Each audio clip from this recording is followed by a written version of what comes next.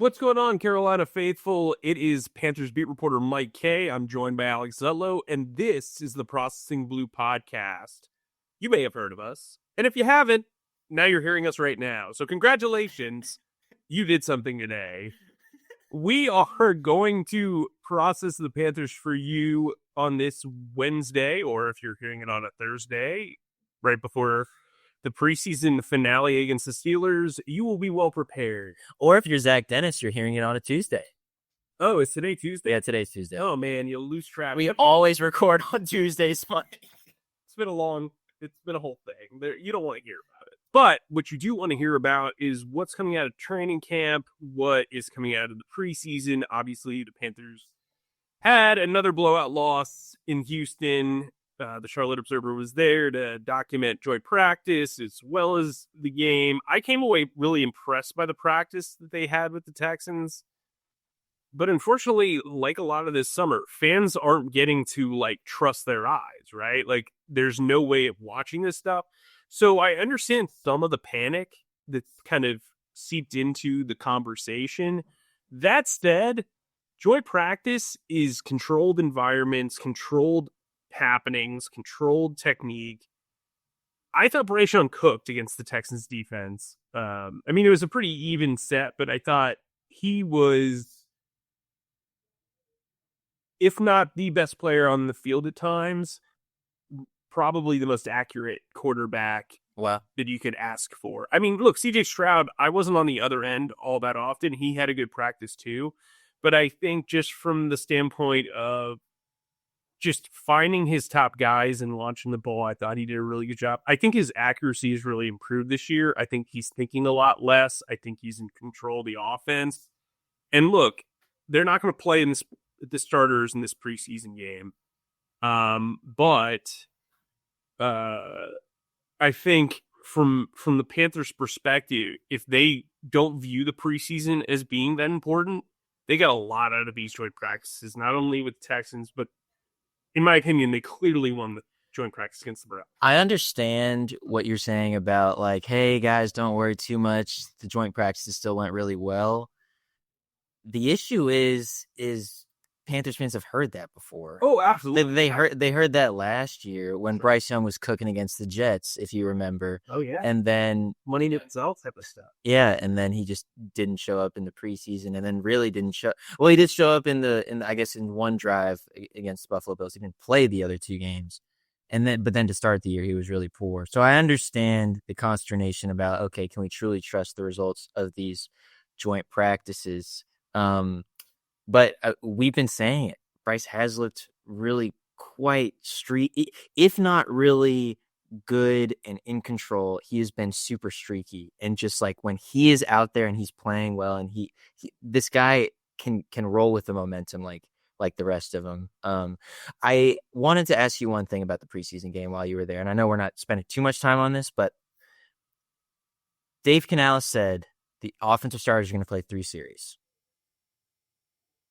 The first 2 series, the first team offense put on was abysmal. 2 3-and-outs essentially. I think they technically he was shooting for 3 series. Just okay. Yeah.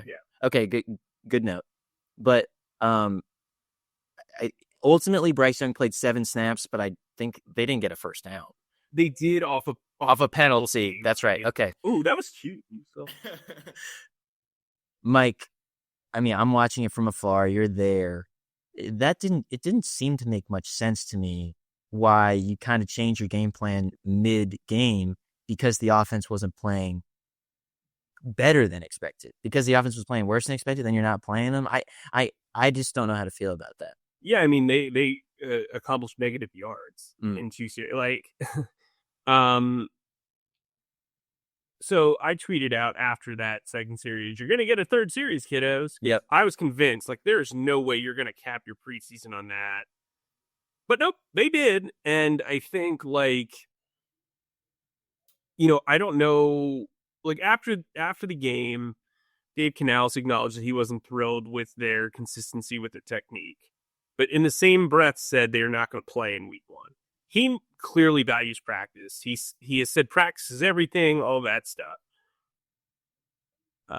Has somebody played him a replay of last year? Because they practiced a lot. And I just think like it, I just think I'm not saying like they needed to go out there for the whole half and play, but to not cap it on a productive note, like your your essential output outside of the one penalty to start the game, which is like, I mean, guys were getting mauled in front of Bryce Young, so we clearly saw it. 3 and out, a hectic touchdown drive that featured an ejection for Xavier Legette and a scramble for a score. That wasn't playbook savvy. That was Bryce Young improvising, throwing for a touchdown, Jalen Coker. Then in Houston, on the road, when you really have like your most battle tested environment, you just do 2, 3 and out. Like, I just like, to me, look, granted, let's be fair to Bryce Young, puts an absolute perfect Oh, should have caught it on a slant to JT Sanders, who you and I think has had an exceptional training camp. That was by far the worst play of this training camp, and it showed up in that moment. I mean, yeah. So, listen, I think the biggest news as it impacts the Panthers actually came out after the game. Nick Gordon suffered a collapsed lung. I saw him getting carted off. I tried to paint a picture and give context. He rode off on the front seat. We obviously know front seat car rides are different than front backs in sports.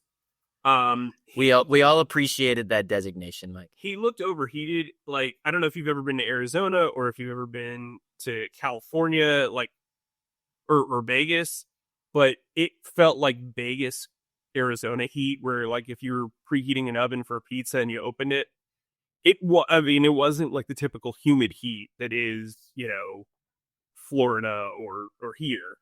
And so that took getting used to. He did look overheated, in fairness to them. Obviously, he was later hospitalized and, was diagnosed with a collapsed lung. I was kind of frustrated with how the whole thing played out. But the bottom line is you worry about the person. Nick Gordon's 20. Obviously, it's awful to hear something like that. But he has done really well since we saw him jogging on the field the last 2 practices of this week. I'd imagine he's back for week 1. I don't think he is a candidate for injured reserve designated to return, and I think those are both wins for this team given the circumstances. I think the world of what Gordon has done from like an upside standpoint and what he has in his toolbox. So he would be a big loss if that turned out to be like dire. Absolutely. Mike, you want to talk about, so we just spent a good portion talking about Nick Gordon, who's obviously an outside linebacker with a lot of potential, a pass rusher with a lot of potential. The Panthers have been linked, however credible it is, they have been linked to another pass rusher in the NFL, Trey Hendrickson out of the Cincinnati Bengals. It came out last week, and again, it's unclear if the Bengals are actually going to act on this, but it came out last week that the Bengals are fielding trade offers for Trey Hendrickson, an all-pro pass rusher last year, the sack leader the past 2 years, I believe. And, there's a lot to say about this. There's a lot to say about this potential. Panthers fans are interested on if Trey would be a good fit here. We actually did litigate this a little bit during the free agency process. I said that the Panthers would be smart to take a massive swing and go after it. I have a sort of different feelings now that the defense is kind of set and they spent 2 important draft picks on pass rushers. So I feel differently about this, but I still think it's worth having the conversation. Mike, is there any possibility that the Panthers go after Trey Hendrickson, and would it be prudent to do so? So I think your first question, there's wiggle room. I do think there is an opportunity if they wanted to. Under the salary cap, in theory, they could do it. They have around $19 million in salary cap space. But for those who don't know, you can roll over the unused salary cap space from this year into next year. That will help them spend next year, which 2026, I've said this on this podcast several times, has always seemed like the gratification finish line. Yep. Or starting line for this organization. They want to contend long term. Trey Hendrickson is 30 years old. He's going to turn 31 in December. He is very clearly wants a new contract. He wants a lot of guaranteed money in his new contract. Albert Breer from SI reported the other day that the contract that he's been offered by the Bengals is notable, but they don't want to meet his guaranteed request. If you are a team, Panther or otherwise, you are trading for not only Hendrickson, but his salary demands. And his salary demands are very vocal and outgoing, and he has forced himself out of a place that he really wanted to be at, and where he has produced 77 sacks for the last 4 years and has gone to the Pro Bowl the last 4 years. That is notable. He has also done that in a 4-3 scheme. He has thrived, particularly as a down lineman. He can rush from a 2-point stance. He can rush from a 3-point stance, but I would not put him out in coverage or drop him the way that Everett tends to do in this 3-4 defense that also has some hybrid looks.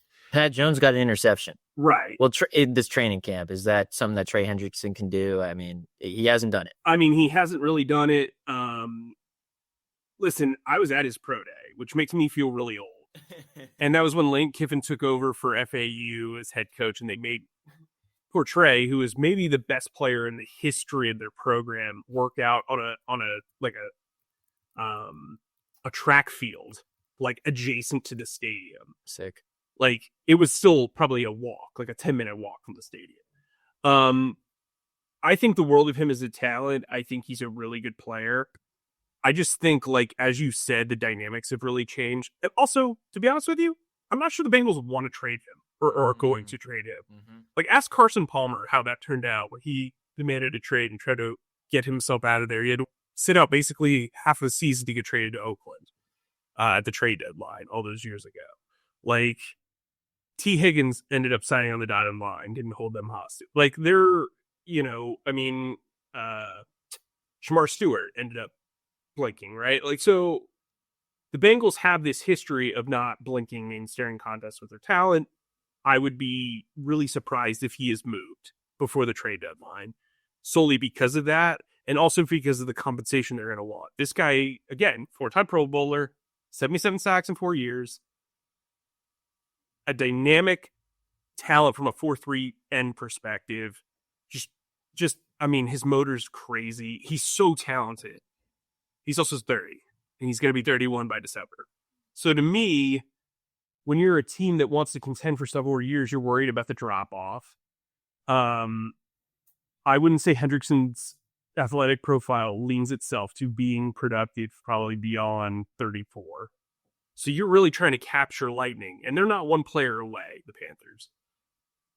If I were the Bengals, after watching that preseason game the other night, I'd say to myself, I'd want an offensive lineman and a day 2 pick. So probably, like, since the Panthers would probably be, in theory, you would think there'd be a high 3 or a high 2. So I would probably settle for a third and Ickey Quanos. Mm-hmm.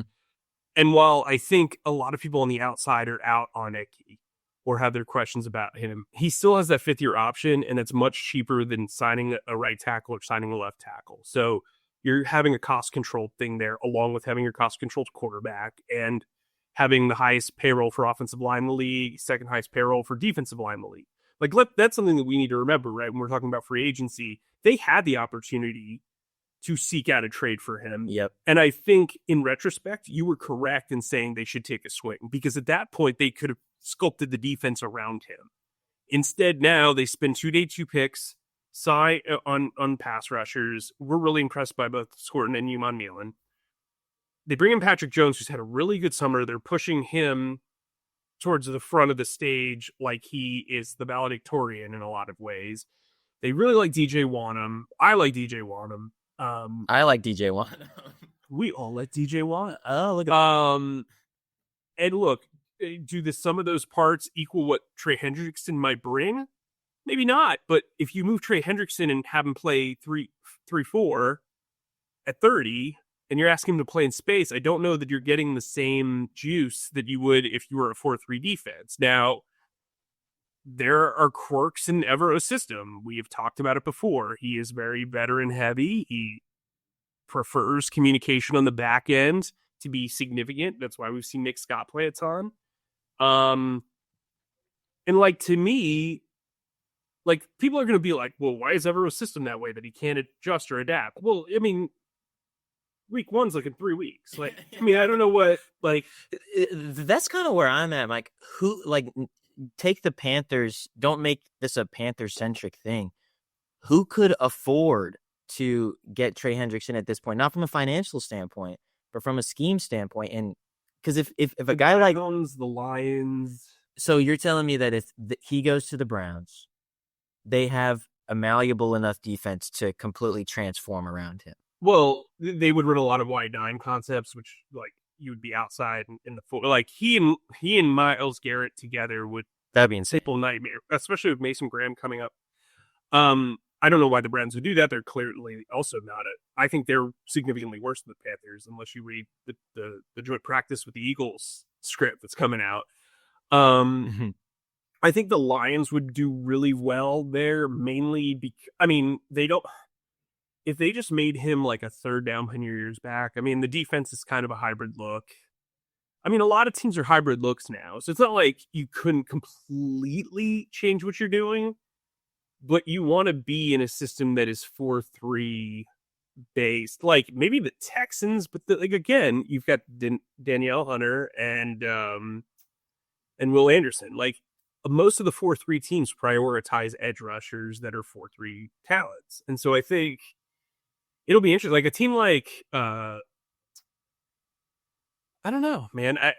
I find it kind of hard to believe that somebody's going to be willing to give up a young player, a day 2 pick, and say, listen, we're going to build this around you after they've done all of this work. Because if you're trading for the leading sack guy, you want him to be the missing piece. You want him to be the guy that makes you surge.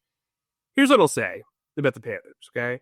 It is abundantly clear that they want to compete long term. They don't want to be like the Giants a few years ago where they surged up, then they paid Daniel Jones, and then Daniel Jones is now the starter for the Indianapolis Colts, and they're like in the abyss of the NFL.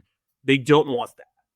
They don't want a situation with the Vikings where they're constantly going up and down, have to find a quarterback and all this other stuff. This front office has made mistakes. I think Jonathan Brooks is going to go down as a mistake. Whether he plays well or not, recovers from his ACL injury, you're taking a non-premium position, coming off a major surgery. You're making a huge investment there. They clearly were struggling on defense. I understand running's a big part of what Canales wants to do. Chuba Hubbard ended up, kind of making that mistake or that blunder better. And again, this is not about Jonathan Brooks. This is about like process.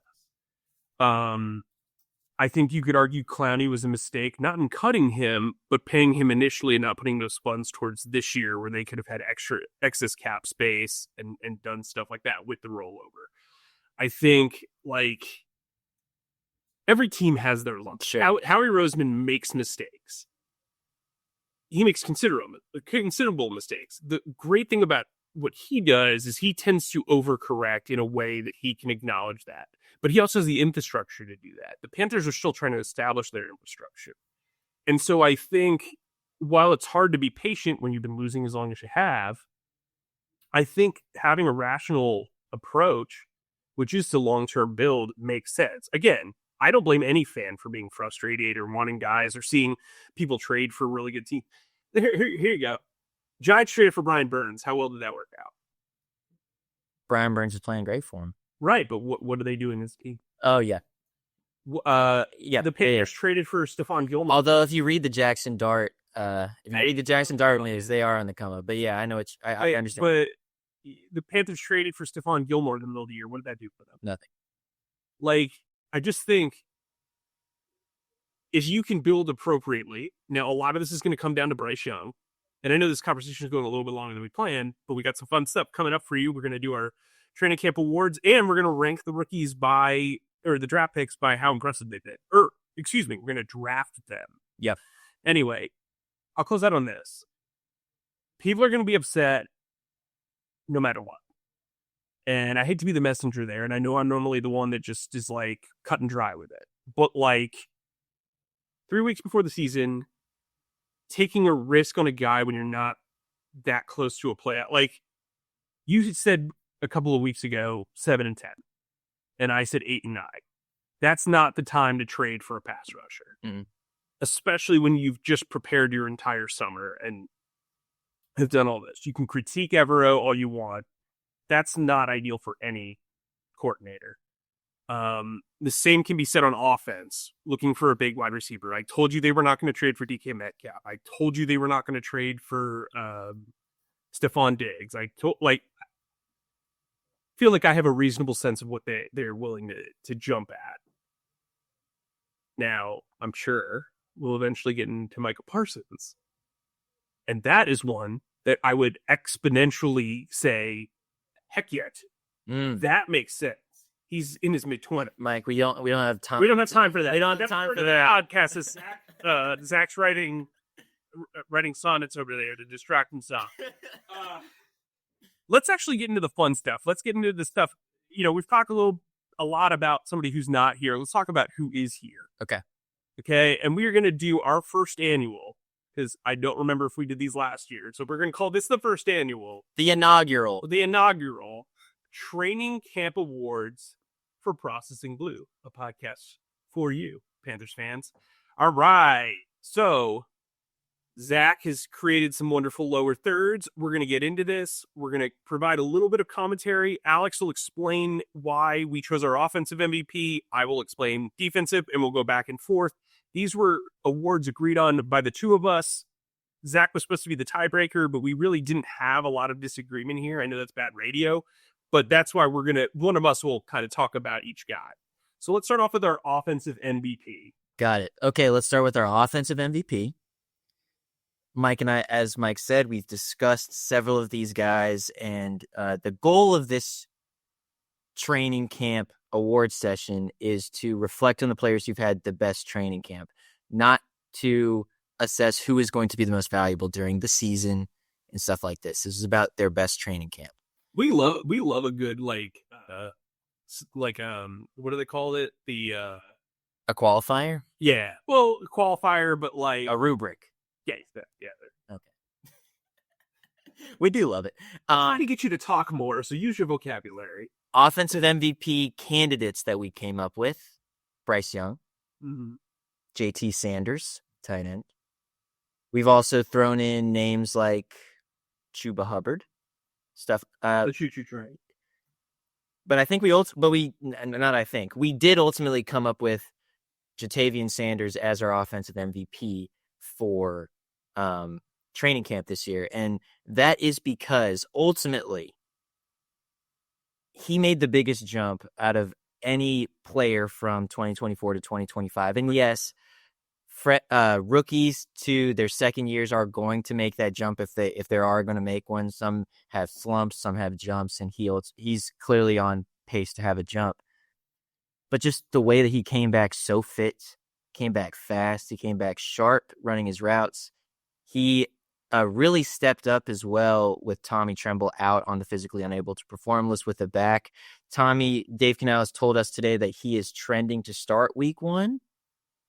But does that mean that he's tight end 1? Just like off the cup? I don't think so either, because JT Sanders has had such a good camp. Mike, and clearly you agree. I mean, I think even as much as his play has been impressive, his body transformation, like coming out of Texas, he was kind of like one of those rookies where you're like, okay, he's just going to do this off talent, huh? But he was really taking it seriously, lost a ton of weight, looks terrific, and is still blocking relatively well. So let's get into our defensive MVP, because this was a pretty highly contested thing. Shaw Smith-Wade, straight out the gate, was number 1 by a country mile. And I think as training camp went on, guys kind of separated themselves and moved up and all that stuff. It's like when you play that game where you're shooting into that like hole with the water gun and Yep.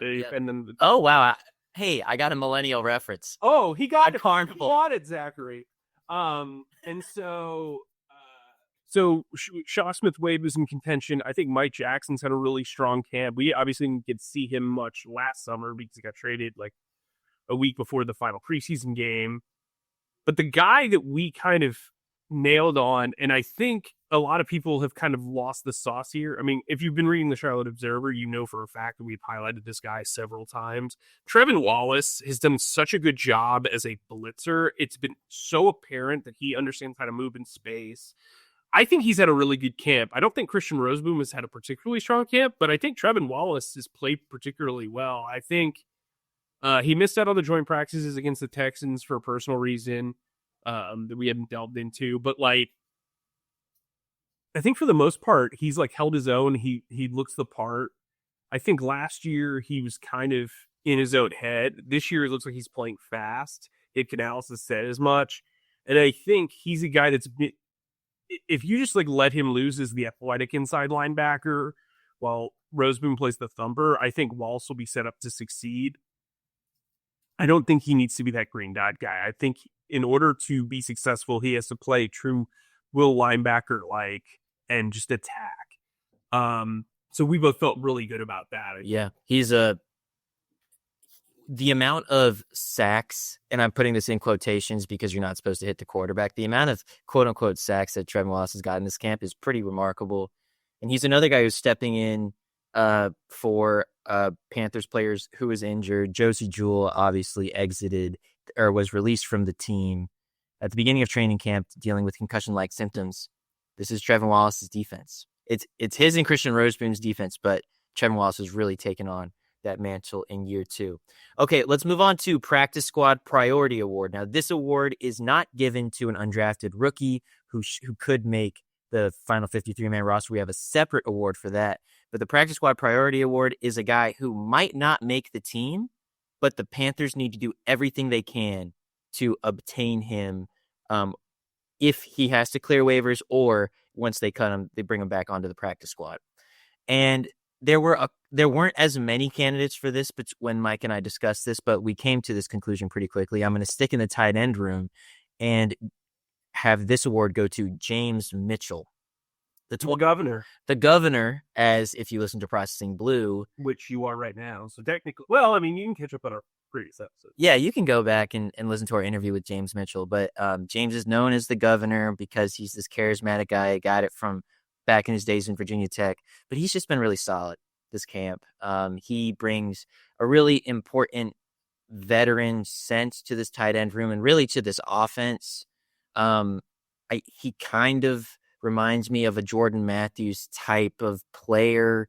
Not quite the same presence because Jordan Matthews was this like sage, like father in many ways to this offense, but into the special teams group. But James Mitchell has kind of fit that role on the football field from a special teams perspective and a tight end perspective. And it was a pretty easy decision to go with him. And I would say this, I think he's outplayed Mitchell Evans, the 5th round pick, who's getting a lot of run, but I think James Mitchell is a guy, like if Tommy Tremble has to start on pup, which I don't think he will, it doesn't sound like that in talking to Dave today,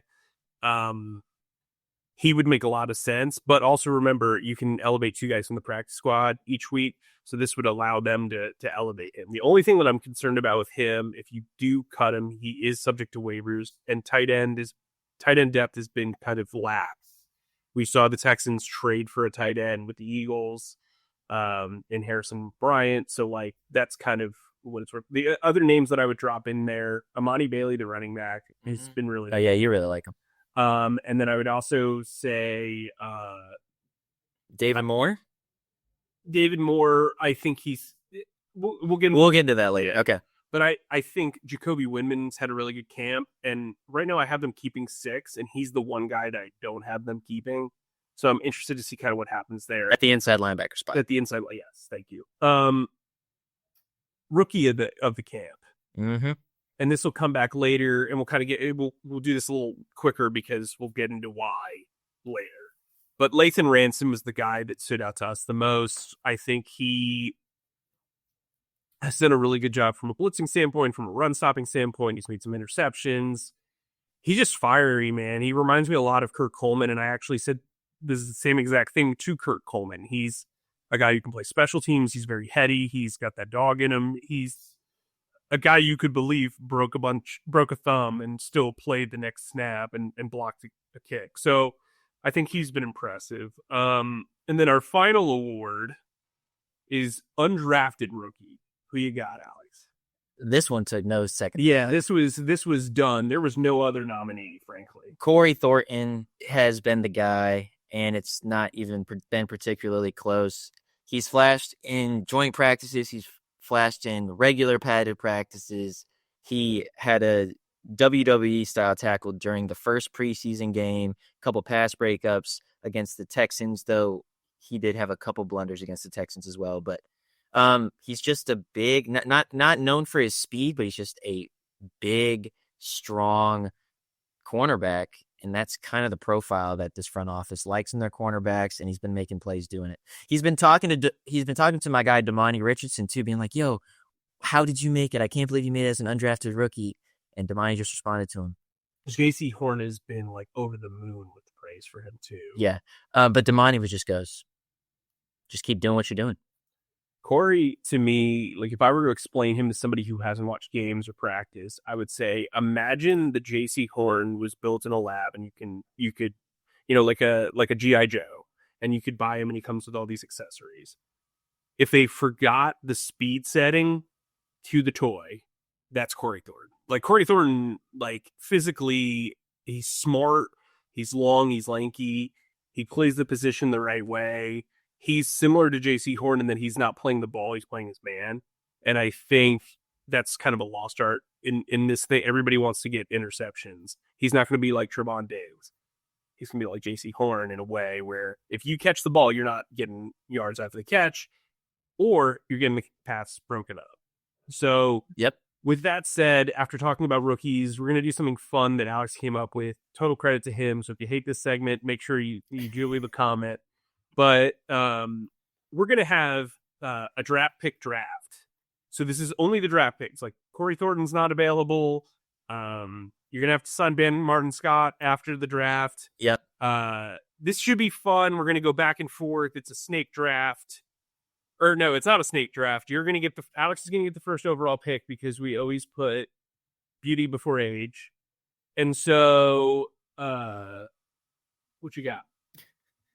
I don't know. That seemed right. I don't know. No. It was correct. No, good job. Good job. Yeah. Because we both agreed on this, I'm going to take in my first overall pick, Lathan Ransom. Explain why. The safety out of Ohio State. I don't mean to just parrot all of Mike's points, but the safety out of Ohio State has shown a toughness and explosiveness and a wherewithal that I don't think any other rookie has shown this camp. Yes, T-Mac has been targeted a lot, but he hasn't shown. We don't need to compare and contrast all these things, but when you ask for one attribute that sticks out about Lathan Ransom, everyone says he's in the right spot. And as a safety, that's really what you need. Yes, you need to be able to finish tackles on the back end. You need to have your crack and replace fundamentals good. You need to do all these things. And you need to be a hard hitter. You need to be versatile in Evero's system because Trayvon Merrick is going to be everywhere, blah, blah, blah. Okay. But Lathan Ransom has shown that he knows where he needs to be, and the rest, his talent is going to take care of the rest. So that's my overall number one pick. And I think we should add to it, like, this is impressive based on where their draft slots were, all that other stuff, because best prop. I mean, you'll probably make some sort of comment about Nick Scorton going in the second round or whatever, but to me, he is the best value that the Panthers have gotten in the 2025 draft. Well, from one intelligent rookie to another, Nick Scorton, to me, he's going to be my pick in the first round. I just think collapse along the side. I think he was having a really terrific camp, and he was just revving up. I mean, I think I brought this up to several people around the team, but also in the league. And I said, when we interviewed him after the draft, I said, who do you model your game after? Who do you watch? And he said a couple of the top guys. And he said Brendan Graham. And to me, that shows like a deep love for the game. Why? Because he was a Philadelphia Eagle? No, because he's a one-time Pro Bowler who like pretty much averaged like 5.5 sacks, 6 sacks. He's a really good run defender. I mean, I covered him. He was wonderful. He's a wonderful human being. But I think that speaks to the level of desire to be good when you don't just follow the greatest hits and you follow a guy who's a journeyman. And really, the sack on Shadur Sanders was like right out of the Brandon Graham pilot light playbook. Like just an insane motor. He's the guy who famously forced the fumble on Tom Brady in Super Bowl 52. Like I think that's impressive. And he doesn't turn 21 until a week from now or so. So I don't know. The way he crashes the edge, he punishes guys. Like if you're a tight end, you're gonna have to block him. Good freaking luck. And I think he's going to develop into a really strong pass rusher. I don't know, like he could be similar to Brandon Graham, where like his best years are like 8.5 to 10 sacks, but like he's not going to be like a Trey Hendrickson type. But I think the value he brings to run defenders is critical. Absolutely, powerful run defender. Yep. The third overall pick, my second round pick, is going to be Tetairoa McMillan. T-Mac.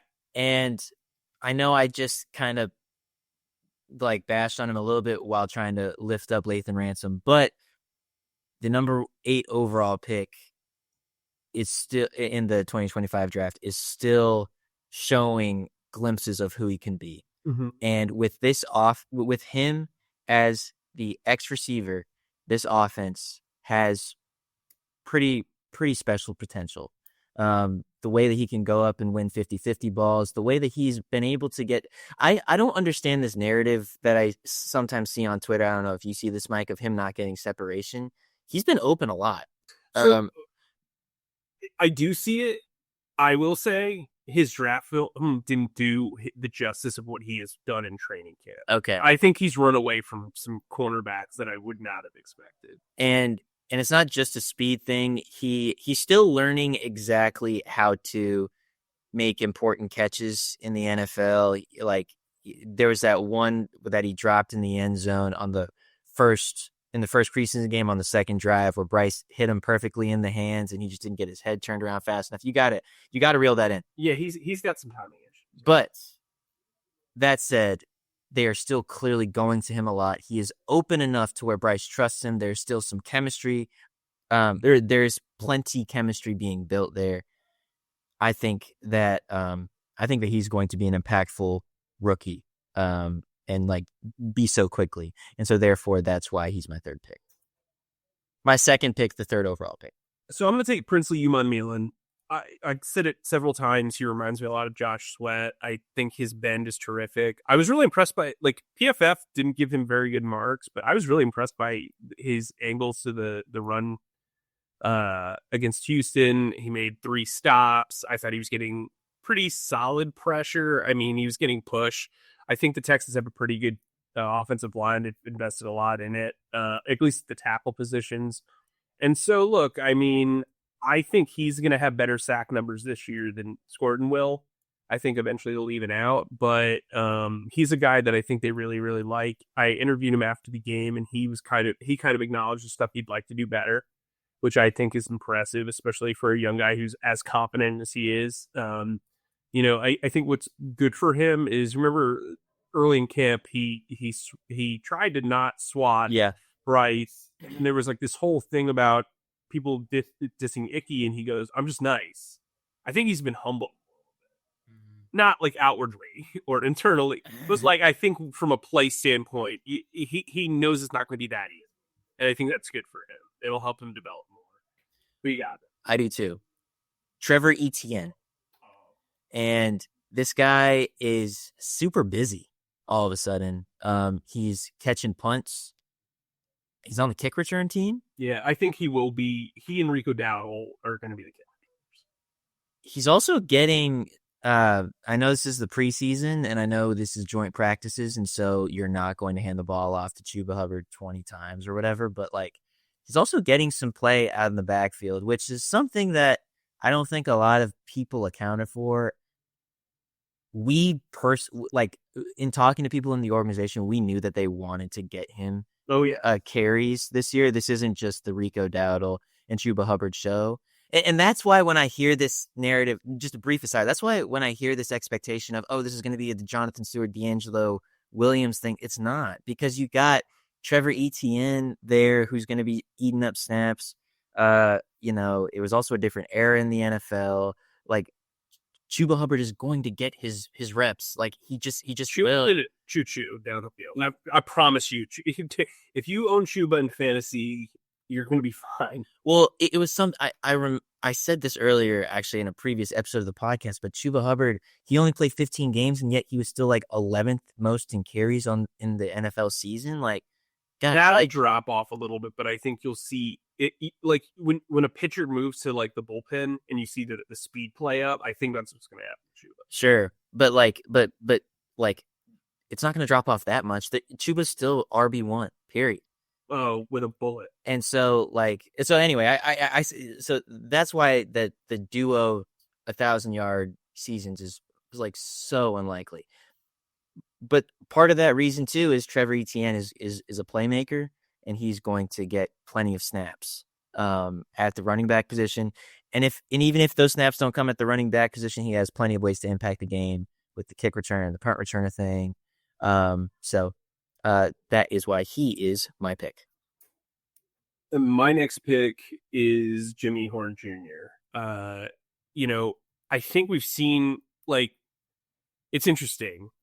If he's going up against you one-on-one in individual drills and he is not wearing pads and you are not wearing pads, good freaking luck. I think he's kind of taken a back seat. I don't know if that's necessarily a bad thing because there are so many wide receivers. Like, I don't know how much I've written about Adam Thielen this summer. You know what I mean? Yeah. He got some looks late against the Texans. I struggle to know what type of role he's going to have. To me, like, I think he's such a dynamic athlete, and I think his routes are fine. But I also wonder if he needs some polish towards the game itself.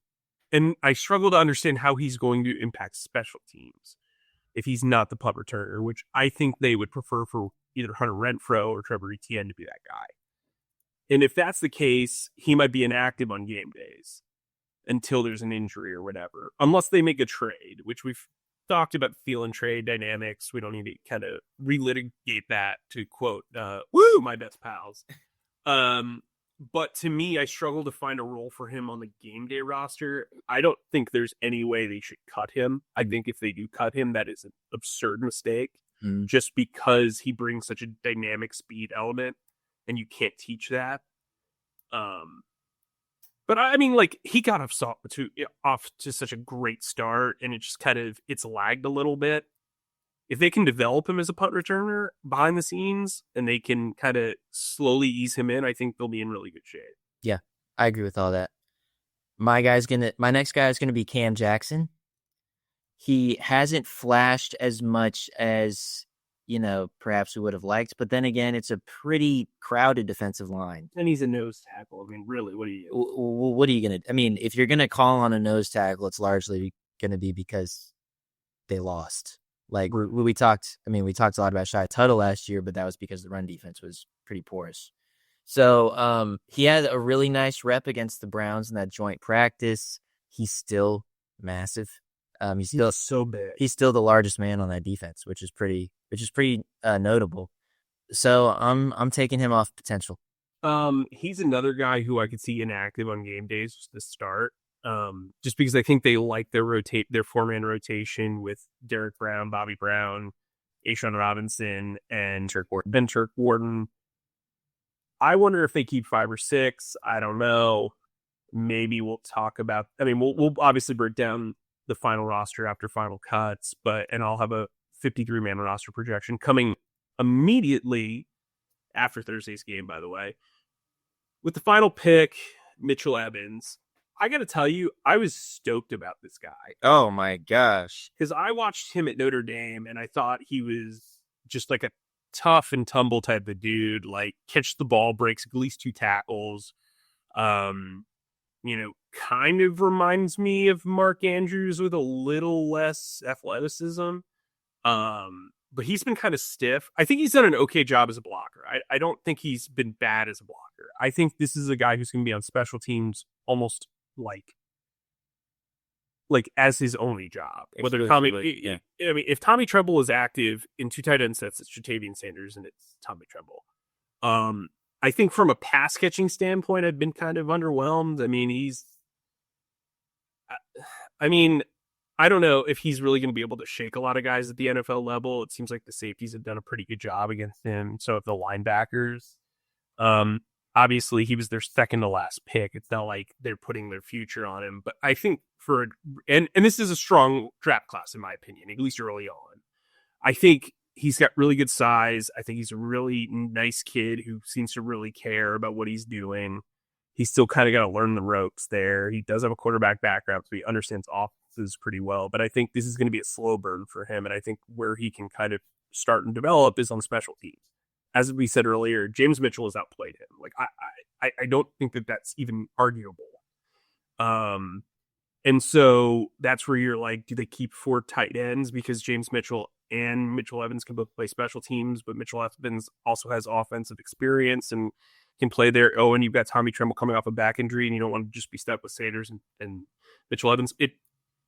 But now that we're seeing like Chandler Zavala not out anymore, and like their offensive line, I like Jared Kingston too. I like what I saw from him in the game. So it'll be interesting to see if they keep 9 or 10. Depends probably on what happens with Damian Lewis. But with that said, that is our award show. That is our first ever draft pick draft, I guess is what we're going to call it. What else you got to add? Dude, what a training camp. Fun. We did it. It's over. It's our third one together. It's our what feels like our billionth day together. But whoa. We have had how rude of you. We have had a time. Preseason Blue. Thank you. Wait, you know what? For real. Thank you for listening to us throughout this training camp process, because this is like one of those things we look forward to this because the days kind of all glue together. And I got to tell you, 4 days in Houston, wouldn't recommend it. I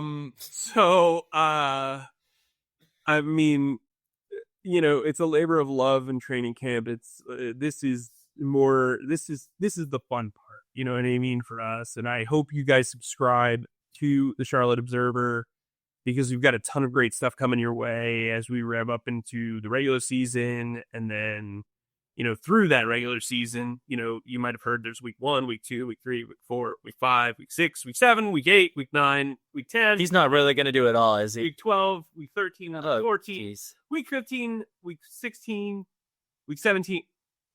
Yeah, week 18. Hey, maybe even playoffs. So we'll be with you all the way there. You can also sign up for our free newsletter, Access Panthers. You know, Mike is a big time note taker, and he's going to be taking notes. And I've got my big pencil. Like, you can rely on it.